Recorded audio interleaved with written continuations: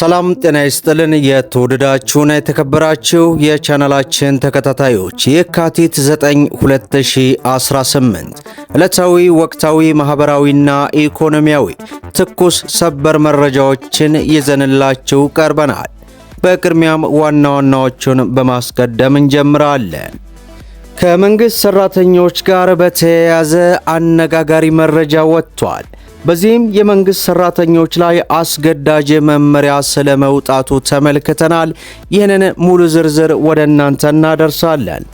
በሌላው መረጃችን ከኢትዮጵያ ብሔራዊ ባንክ ውሳኔ አፈጻጸም ጋር በተያያዘም አዲስ መረጃ ተሰምቷል። ታደምጡታላችሁ። የሲቪል ማህበረሰብ ድርጅቶች በማሻሻያ ረቂቅ አዋጁ ላይ እንዲካተትላቸው ያቀረቧቸውን ሐሳቦች በተመለከተ ተቀባይነት ማግኘቱም ተሰምቷል። ምንድነው? በዝርዝር እናደርሳለን። እንዲሁም ለኢትዮጵያ ንግድ ባንክ ደንበኞች በሙሉ አስደሳች ዜና መግለጫ ይፋ ሆኗል። ይህንንም ወደ እናንተ እናደርሳለን። ዕለታዊ የምንዛሬ ዋጋ ጭማሪ ተደርጎበት የ7 ሀገራትን አካተን የምናደርሳችሁ ይሆናል። ቪዲዮውን ላይክ፣ ቻናሉን ሰብስክራይብ እያደረጋችሁ እስከ መጨረሻው ድረስ አብራችሁን ቆዩ። በቅድሚያም ከኢትዮጵያ ብሔራዊ ባንክ ውሳኔ አፈጻጸም ጋር በተያያዘ አዲስ መረጃ ተሰምቷል። የኢትዮጵያን የፋይናንስ ዘርፍ ሲመራበት የቆየው አሰራር በእጅጉ እየተለወጠ ነው። ዘርፉን ለውጭ ኩባንያዎች ክፍት ከማድረግ ጀምሮ ደረጃ በደረጃ እየተወሰዱ ያሉ አዳዲስ እርምጃዎች ፈጠን እያሉ ነው። በተለይ የውጭ ምንዛሪ በገበያ ዋጋ ይገበያይ የሚለው ውሳኔ አጠቃላይ የኢትዮጵያን የፋይናንሱን ዘርፍ በአዲስ ስልትና አሰራር እንዲጓዝ በር የከፈተና ባንኮችም በዚሁ ድንጋጌ መሰረት ይመሩበት የነበረውን የስትራቴጂክ እቅዳቸውን እንዲከልስ አስገድዷል።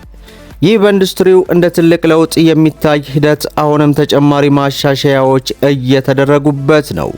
ከሌሎች የተለዩ ጉልህ ማሻሻያዎች በተደረጉበት ላይ በቀዳሚነት ሊጠቀስ የሚችለው ደግሞ ይህ ዘመናት ላይ ስራ ላይ የዋለው የውጭ ምንዛሪን የተመለከቱ መመሪያዎች ናቸው።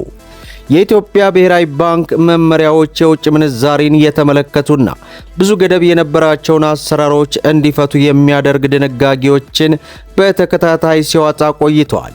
በሰሞኑ ማሻሻያ የአገልግሎት ላኪዎች ከውጭ ንግድ የሚያገኟቸውን የውጭ ምንዛሪ ሙሉ በሙሉ በሪቴንሽን ሂሳባቸው ያለምንም የጊዜ ገደብ እንዲይዙ የሚፈቅድም ጭምር መሆኑ አንዱ ነው። ድርጅቶች የመዋለ ንዋያቸውን ሁኔታ በኢትዮጵያ ብሔራዊ ባንክ እያስመረመሩ ከሀገር ውጭ በሌላ አገር መዋለ ንዋያቸውን ፈሰስ በማድረግ እንዲችሉም ፍቃድ የተሰጠበት ማሻሻያ ሁሉ ተደርጓል። ይህንንም ማሻሻያ በተመለከተ በባንኮችና ፎሬክስ ቢሮዎች የውጭ ምንዛሬ ግኝቶችን ማስፋቱና በውጭና በገቢ ንግዶች ክንውን ዙሪያ ይገጥሙ የነበሩ አንዳንድ ገደቦችን በማስቀረት የንግዱን እንቅስቃሴ እንዲንቀላጠፍ ሊያገዝ እንደሚችልም እየተጠቀሰ ነው። እያደገ የመጣውን የውጭ ምንዛሪ ፍላጎት ለመሙላትም ማሻሻያ የተደረገበት ድንጋጌዎች የራሳቸው አስተዋጽኦ ይኖራቸዋል፣ የጥቁር ገበያም ያዳክማል ተብሎ ይታመናል። ይህንን የውጭ ምንዛሬ ግኝት ያሰፋል ተብሎ እንደሚጠበቅ የታሰበ ቢሆንም ሌሎችም ጠቀሜታዎች አሉት። ጠቅለል ብሎ ሲታይ ኢትዮጵያ የውጭ ምንዛሬ ግብይትን የተመለከቱ ጉዳዮች ድንጋጌዎች እንዲፈቱ ሆነዋል ማለቱ በዚህ ሰዓት ተሰምቷል። በሌላው መረጃችን ለኢትዮጵያ ንግድ ባንክ ደንበኞች አስደሳች ዜና በዚህ ሰዓት ይፋ ሆኗል። በውጭ ሀገራት ሕክምናቸውን ሲከታተሉ የቆዩት የኢትዮጵያ ንግድ ባንክ ፕሬዝዳንት አቶ አቤሴኖ ሕክምናቸውን አጠናቀው በዛሬው ዕለት ወደ ሥራ መግባታቸው ተሰማ። የኢትዮጵያ ንግድ ባንክ የባንኮች ኮርፖሬት አገልግሎት ኤክስኪዩቲቭ ምክትል ፕሬዝዳንት አቶ ኤፍሬም በአቀባበል ስነ ስርዓቱ ላይ የአመራር ክፍተት እንዳይፈጠር የባንካችን ቦርድና ስራ አመራሮች አባላት በትብብርና በመናበብ በመስራት ላሳዩ ቁርጠኝነት አመስግነው ጤናው ፈቃድ ሆኖ በስራ ገበታው ላይ ለመገኘት በመብቃቶ ለባንካችን ደንበኞች አጠቃላይ በሀገር ውስጥም በውጭም ለምትገኙ እንኳን ደስ ያላችሁ በማለት መግለጫ አውጥተዋል። አቶ አቤሲኖ በየጊዜው ስለ ጤንነታቸው በመጨነቅ በስልክ በኢሜልና በመሳሰሉ ሲጠይቋቸው ለነበሩ የሥራ ባልደረቧቸው እንዲሁም ለተደረገላቸው አቀባበልም አመስግነዋል። በሕክምና ፍቃድ በነበሩበት ወቅት በባንካችን ሥራ ላይ ክፍተት ሳይፈጠር በኃላፊነትና በትጋት ለሰሩ አመራሮችም ያላቸውን አድናቆት ገልጸው እርሳቸው ባልነበሩበት ወቅት ለተመዘገበው ስኬት ለባልደረቦቻቸው እንዲሁም ለደንበኞቻቸው ከፍተኛ የሆነን ምስጋና መስጠታቸውን በዚህ ሰዓት የኢትዮጵያ ንግድ ባንክ ይፋዊ መግለጫ አስነብቦናል። በሌላው መረጃችን ለመንግስት ሰራተኞች አዲስ አስገዳጅ መመሪያ መውጣቱ በዚህ ሰዓት ይፋ ሆኗል።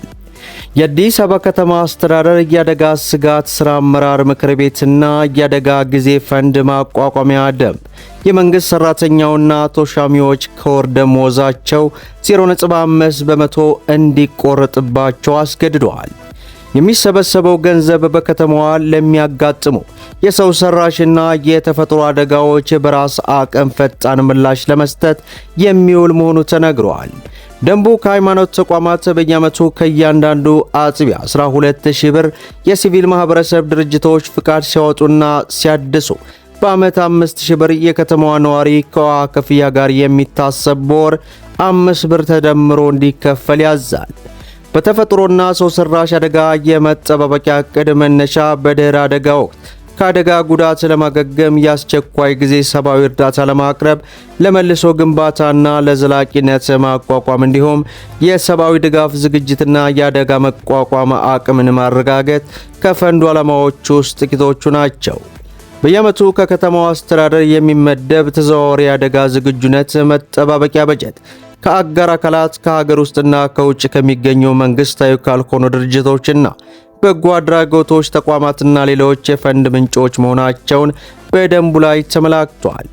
ደንቡ ስለ ፈንዱ ገቢ አሰባሰብ ሲዘረዝር በከተማዋ ባለ በጀት መስሪያ ቤት ስራ አስኪያጅ በጀት 1 በመቶ፣ ከመንግስት ሰራተኛውና ተሿሚዎች ከወር 0.5 በመቶ፣ ከከተማዋ አስተዳደሩ የመንግስት ልማት ድርጅቶች የሥራ ማስኪጃ በጀት 2 በመቶም እንዲሰበስብ ይላል። በተጨማሪም ከንግድ ማህበረሰብ ከደረጃ ሀ ግብር ከፋዩ በወር 200 ብር፣ ከደረጃ ለ በወር 100 ብር እንዲሁም ከደረጃ ሐመሮሃ በወር 50 ብር ከግብር አሰባሰቦ ከግብር ጋር ተሰልቶ እንዲከፈልም ደንግጓል። ከቋሚ ንብረት ሽያጭና ግዥ 0.1 በመቶም ይሰበሰባል ይላል።